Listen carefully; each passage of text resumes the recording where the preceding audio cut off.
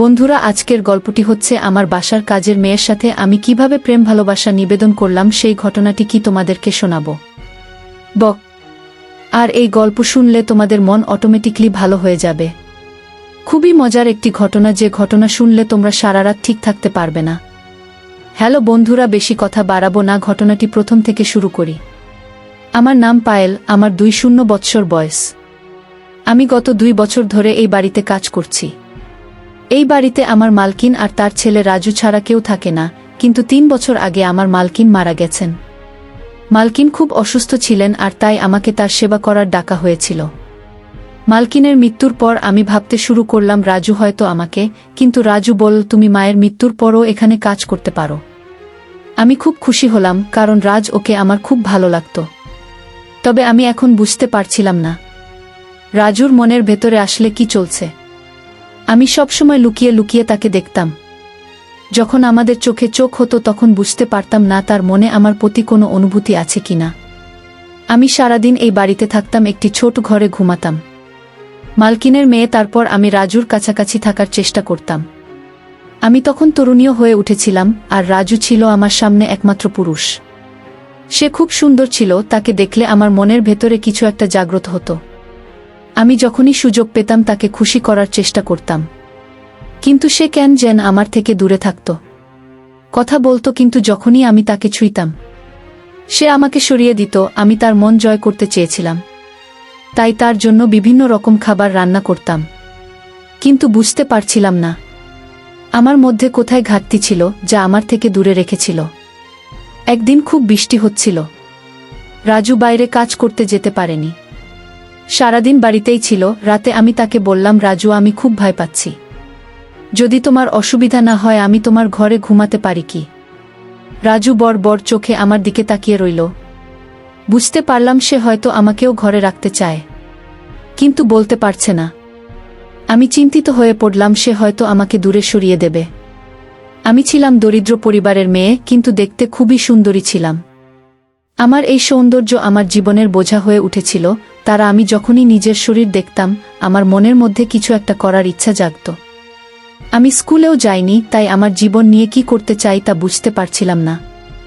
আমার মা ও এ কাজ করতেন, কিন্তু এখন আর করতে পারেন না।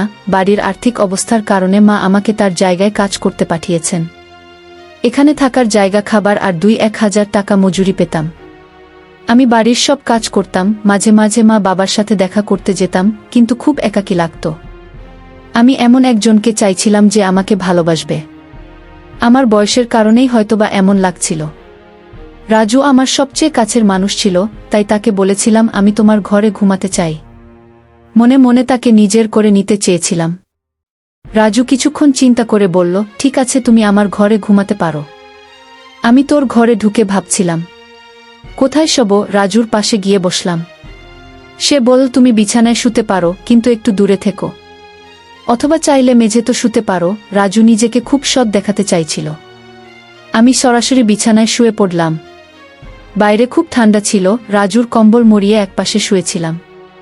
আমি অপেক্ষা করছিলাম সে কিছু করবে কিনা, কিন্তু সে নড়ল না। আমি তার হাত ধরে বললাম, আমার খুব ঠান্ডা লাগছে। কেউ কিছুক্ষণ চুপ করেছিল, তারপর আমি তার উপর চড়ে বসলাম।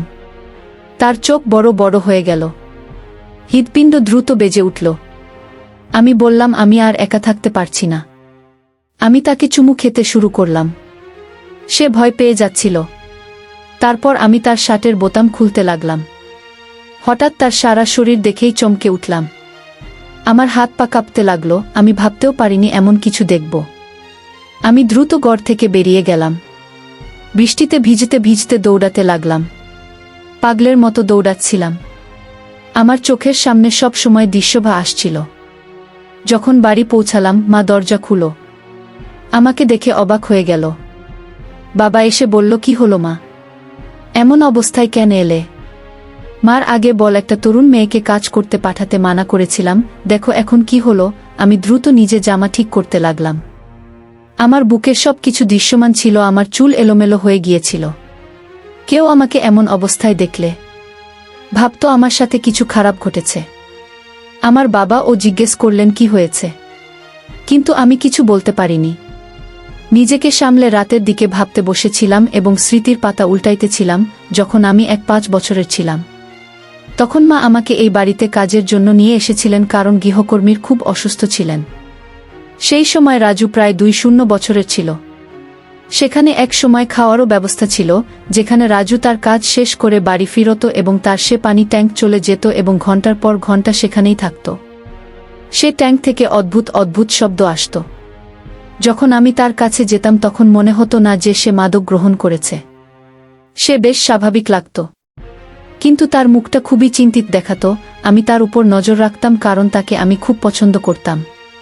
আমি তার কাছে যেতাম এবং সেখানে দাঁড়িয়ে দেখতাম রাজু কি করছে, শার্ট খুলে কি করছে। আমি তার শরীর দেখেছিলাম এবং দেখতে দেখতে তার কাছে চলে গিয়েছিলাম এবং তাকে স্পর্শ করেছিলাম। সে আমাকে দেখল এবং বলল, তুমি এখানে কি করছো? তোমার এখনই এখান থেকে চলে যাওয়া উচিত। তারপর সে তাড়াতাড়ি তার শার্ট পরে ফেল যাতে আমি তার শরীর না দেখতে পারি। তারপর সে আমার দিকে ফিরে বলল, তুমি এখানে কি করছো? কেন আমাকে স্পর্শ করছো? শেখের রাগান্বিত হয়ে বলছিল, কিন্তু আমি তার চোখে প্রেম দেখতে পাচ্ছিলাম। তারপর আমি তাড়াতাড়ি তার কাছে গিয়ে তাকে চুম্বন করলাম। আমি বললাম, আমি তোমাকে খুব মিস করছিলাম, তাই তোমাকে দেখতে এসেছি। সে আমার মন ভয় পেয়েছিল এবং বলল, এটা সব কি? তারপর সে আমার হাত ধরল, তখন তার নিঃশ্বাস খুব দ্রুত চলছিল। সে আমার হাত ধরল এবং আমাকে বাইরে টেনে নিয়ে গেল। তারপর সে বলল, পায়েল, কখনো এই ট্যাঙ্কে আসার সাহস করো না। এরপর সে আমাকে ট্যাঙ্ক থেকে বের করে নিয়ে গিয়ে দরজা বন্ধ করে দিল। আমি সেখানে দাঁড়িয়ে থেকে দেখছিলাম। আমি বুঝতে পারছিলাম না আমার সাথে কি ঘটছে। যখন রাজু বাইরে এলো তখন সে বড় চোখে আমাকে দেখছিল। আমি তার চোখে অপরাধবোধ দেখতে পাচ্ছিলাম। সে আমাকে তার কাছে ডেকে বলল, দেখো, এটা ঠিক নয়, তুমি আমার থেকে দূরে থাকো। এরপর থেকে রাজু যখনই আমার দিকে তাকাতো মনে হতো সে আমার প্রেমে পড়েছে, কিন্তু কেন জানি না সে আমার কাছে আসতে পারছিল না। আমি তার কাছে যেতে চেয়েছিলাম, কিন্তু সে আমাকে কাছে আসতে দিত না। রাজু আমাকে নিজে থেকে দূরে থাকতে বলতো, কিন্তু বলা হয় যখন কিছু করতে মানা করা হয় তখন আমরা সেই কাজটাই করতে বেশি ইচ্ছুক হই। আমিও সেই কাজটাই করছিলাম। যখনই সুযোগ পেতাম আমি 2 মিনিট গিয়ে দীপ্তির লাইট জ্বালাতাম কিনা দেখতাম। এ ব্যাপারে সে খুব রেগে যেত। একদিন সাহস করে যখন তাকে জিজ্ঞাসা করলাম, তুমি ট্যাঙ্কে কি কর, তখন সে আমার প্রশ্নের উত্তর না দিয়ে ট্যাঙ্কের দরজা বন্ধ করে দিল।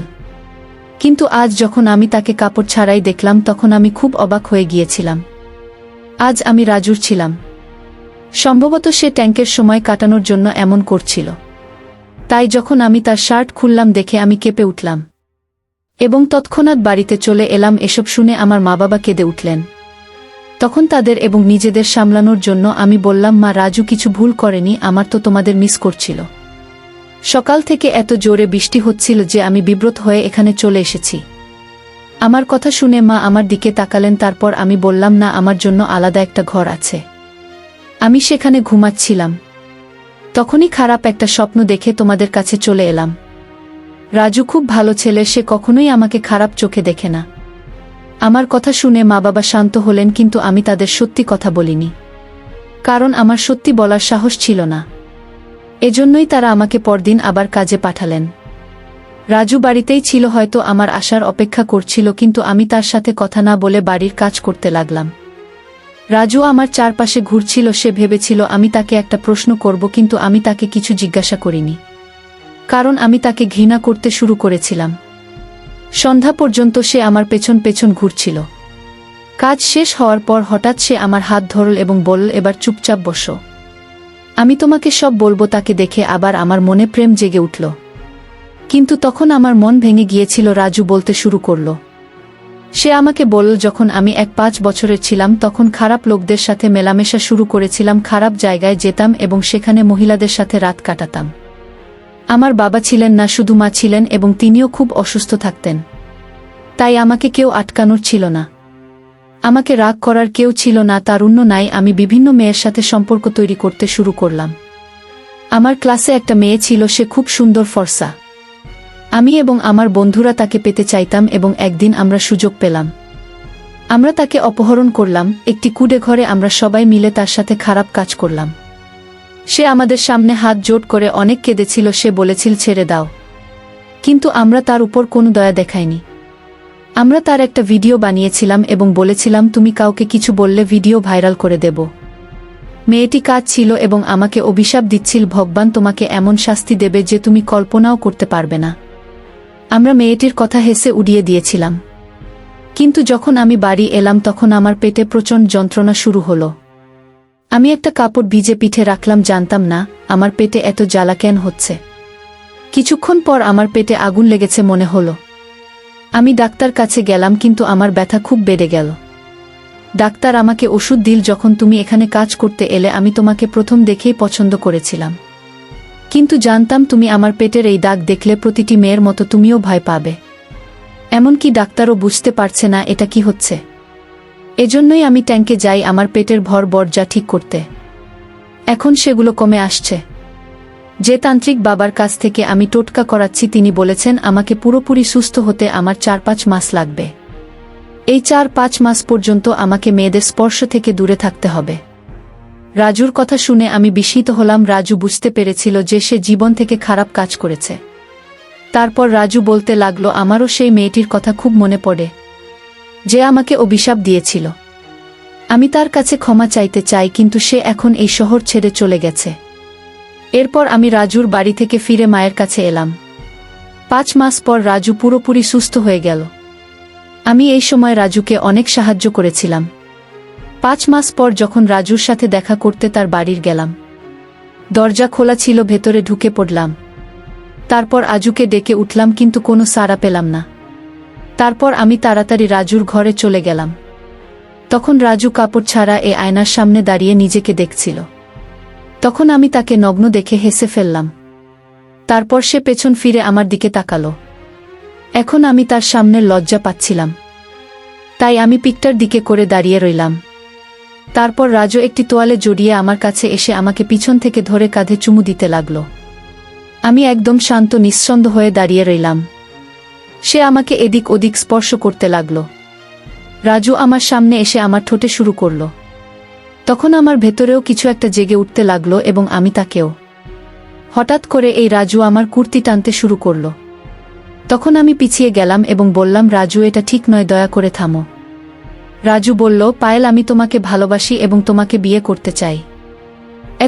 এত বলেই সে ধীরে ধীরে আবার করতে সরাতে লাগলো। তখন আমি বললাম রাজু প্লিজ থামো, বিয়ের পর সব করো।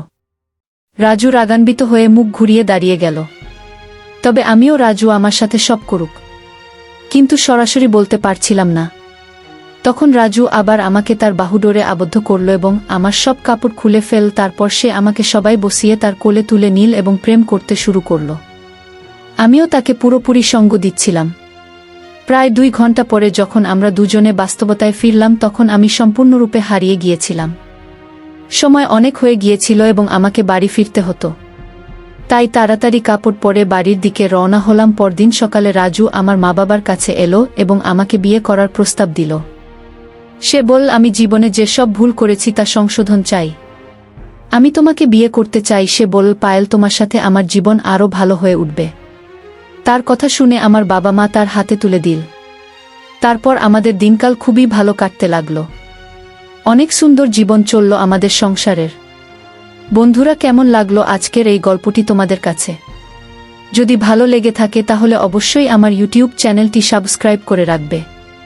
তোমাদের ভালোবাসার সাপোর্ট সবসময় আমার প্রয়োজন। আশা করি তোমরা আমাকে সব সময় ভালোবাসা দিবে। তাহলে আমার কলিজার বন্ধুরা, তোমরা ভালো থেকো, সুস্থ থেকো। তোমাদের দীর্ঘ কামনা করে এখানেই শেষ করছি।